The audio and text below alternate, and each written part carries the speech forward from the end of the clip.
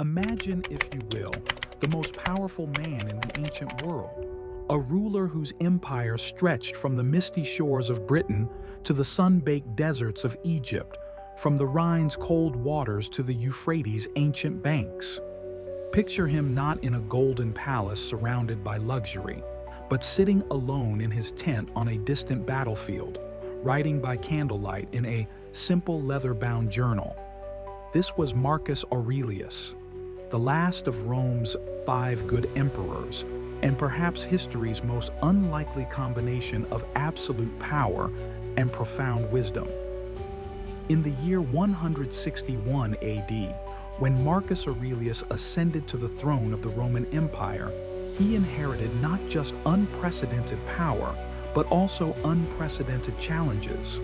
Plagues ravaged his territories, barbarian tribes pressed against his borders, and internal strife threatened to tear his empire apart.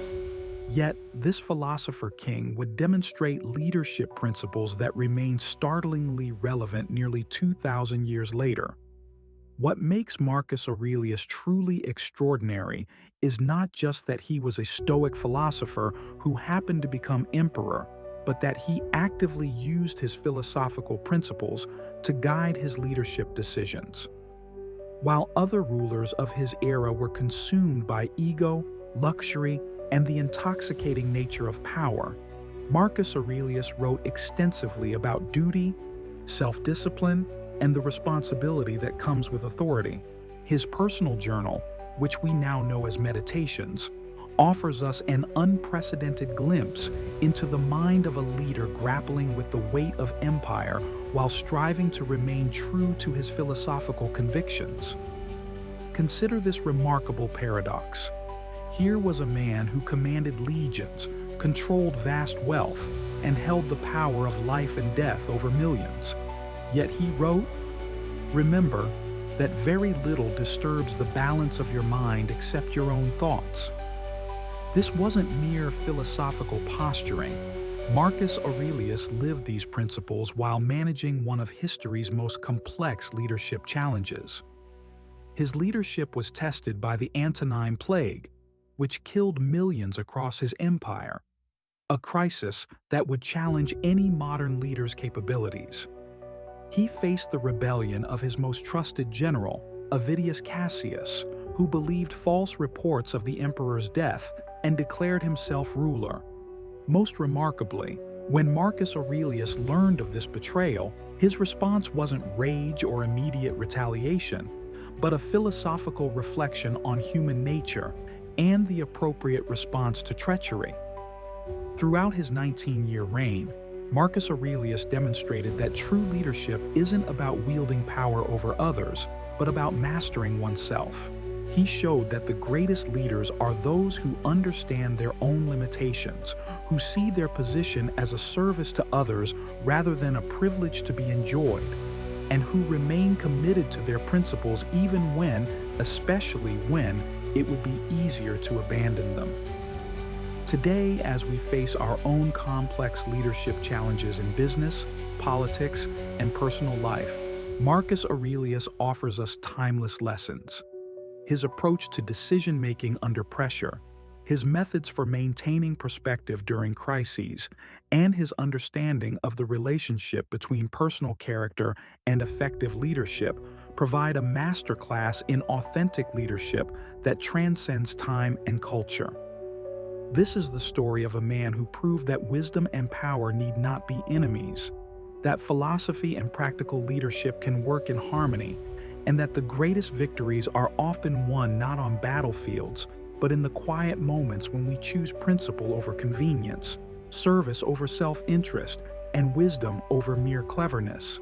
But how does one transform philosophical ideals into practical leadership when the weight of an empire rests upon your shoulders? Marcus Aurelius understood something that many leaders throughout history have failed to grasp: that true authority comes not from the position you hold, but from the character you demonstrate while holding it. When Marcus Aurelius first received the purple cloak of imperial power, he was already 40 years old, an age when most men's characters are firmly established. Unlike many who ascend to power through ambition or accident, he had spent decades preparing his mind and soul for responsibility. He had studied under the greatest Stoic teachers of his time, including Epictetus's student Junius Rusticus, who introduced him to the fundamental Stoic principle that would define his leadership: the dichotomy of control. In his meditations, he wrote, "You have power over your mind, not outside events. Realize this, and you will find strength."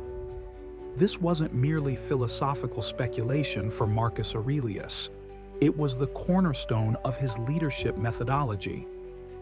While other emperors raged against circumstances beyond their control, Marcus Aurelius focused relentlessly on what he could influence: his decisions, his responses, and his character.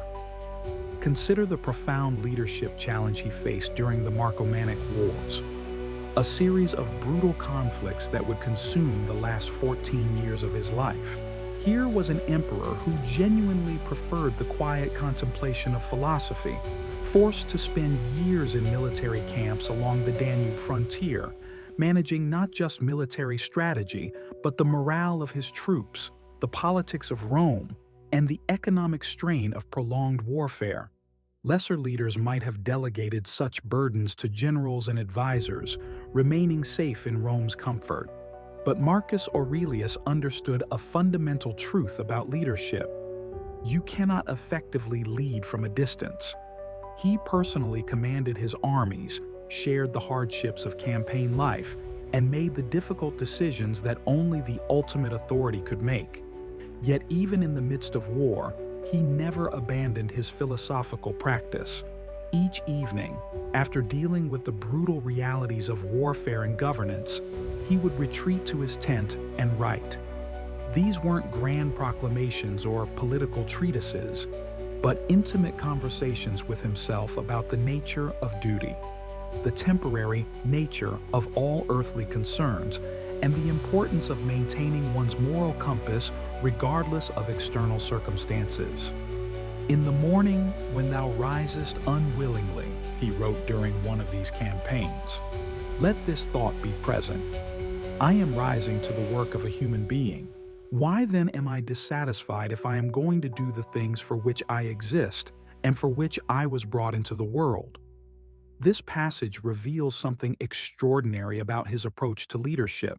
He viewed his imperial duties not as privileges to be enjoyed, but as obligations to be fulfilled with the same dedication a craftsman brings to his art. This perspective fundamentally transformed how he approached every aspect of leadership. When making judicial decisions, he didn't simply apply Roman law mechanically, but considered the human impact of each ruling. When managing his administrators, he didn't rely solely on fear or reward, but sought to inspire them toward virtue and excellence. When facing criticism, and every leader faces criticism, he examined it for truth rather than simply dismissing it as the complaints of inferiors. Perhaps most remarkably, Marcus Aurelius understood that leadership is ultimately about serving something greater than oneself. In an age when emperors were often worshipped as gods, he consistently reminded himself of his mortality and limitations. "Remember that in a little while, you and everyone you know will be dead," he wrote, not from morbid fascination, but as a way of maintaining perspective on what truly mattered. This wasn't the detached philosophy of an ivory tower academic, but the hard-won wisdom of a man who had to make life and death decisions while remaining true to his deepest convictions. Marcus Aurelius proved that authentic leadership requires the courage to be vulnerable, the wisdom to acknowledge uncertainty, and the strength to serve others even when the cost is personal sacrifice. But how does a leader maintain such unwavering commitment to principle when faced with betrayal, loss, and the countless disappointments that power inevitably brings? Marcus Aurelius discovered that true leadership resilience isn't built through external armor, but through what the Stoics called the inner citadel, an unassailable fortress of the mind that no external force can breach. The emperor's personal writings reveal a man constantly working to strengthen this inner fortress, not through denial of life's difficulties, but through a profound reframing of what constitutes genuine success and failure. When his trusted general Avidius Cassius declared himself emperor in 175 AD, believing Marcus Aurelius had died, the emperor faced what many leaders consider their worst nightmare: betrayal by someone they had elevated and trusted. Traditional Roman response would have demanded swift, brutal retribution. The Senate expected blood. The army thirsted for vengeance. Yet Marcus Aurelius chose a path that shocked the ancient world. Rather than rage against Cassius's treachery, he examined his own role in creating conditions that might have led to such desperation. He publicly declared that he would pardon Cassius if the general surrendered, and when Cassius was killed by his own soldiers before this could happen, Marcus Aurelius wept, not for his own wounded pride, but for the loss of an opportunity to demonstrate mercy. How much trouble he avoids who does not look to see what his neighbor says or does, he wrote during this period, but only to what he does himself. This wasn't passive resignation, but active choice, the choice to focus his energy on what he could control rather than waste it on resentment over what he could not change. This principle became the cornerstone of his resilience strategy. Consider how he handled personal tragedy. Marcus Aurelius and his wife Faustina had 14 children together, yet only 5 survived to adulthood. Each loss could have broken him, could have made him bitter toward the gods or cynical about life's meaning.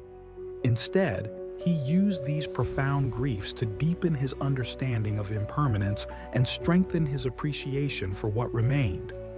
Loss is nothing else but change, he reminded himself, and change is nature's delight. This wasn't cold philosophical detachment, but hard-won wisdom from a father who had buried child after child, yet still found the strength to govern an empire with compassion and justice. He transformed his personal pain into a deeper empathy for the suffering of his subjects. The emperor's approach to building inner resilience involved 3 distinct practices that modern leaders can still apply. First, he practiced what he called the view from above, regularly imagining himself and his problems from the perspective of cosmic time and space. When faced with a particularly challenging political crisis or military setback, he would remind himself that from the standpoint of eternity, these troubles were temporary fluctuations in an endless flow of change. Second, he cultivated what we might now call emotional intelligence through rigorous self-examination.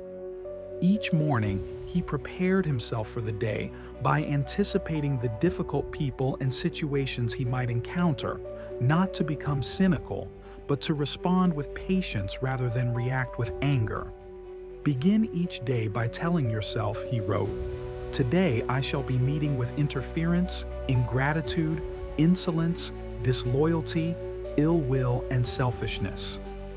This wasn't pessimism, but preparation, the mental equivalent of a warrior practicing sword forms before battle.